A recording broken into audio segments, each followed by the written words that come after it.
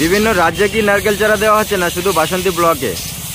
বিভিন্ন রাজ্যে নয়, ভারতবর্ষের মধ্যে এই পশ্চিম বাংলা রাজ্য, যে রাজ্যের মুখ্যমন্ত্রী মমতা বন্দ্যোপাধ্যায় বিশ্ব উষ্ণায়নকে মাথায় রেখে বিশেষ করে সুন্দরবনের নদীমাতৃক সুন্দরবন এরিয়া একদিকে যেমন পরিবেশ দূষণ মুক্ত করতে সবুজায়ন, অপরদিকে ঝড়ঝঞ্ঝাট প্রাকৃতিক দুর্যোগ করতে বৃক্ষরোপণ, রিভার সাইডে যেমন ম্যানগ্রোভ, বানি, হেতাল, গরান এ সমস্ত রোপণ হচ্ছে।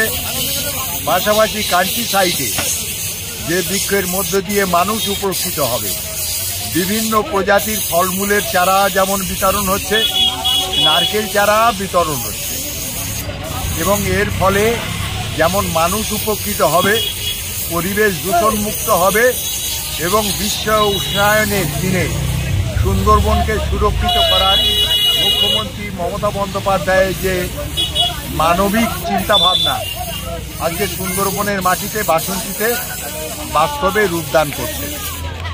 প্রতিটি অঞ্চলে, প্রতিটি বুথে, সংসদে, প্রত্যেকটি ব্লকে এইরকমভাবে ঠিক একইভাবে বাসন্তী ব্লকে এই চারা সরকারি হর্টিকালচার ডিপার্টমেন্টের মধ্য দিয়ে গভর্নমেন্ট নার্সারিতে তৈরি করা এই চারা বিতরণ করা হচ্ছে মানুষের মধ্যে।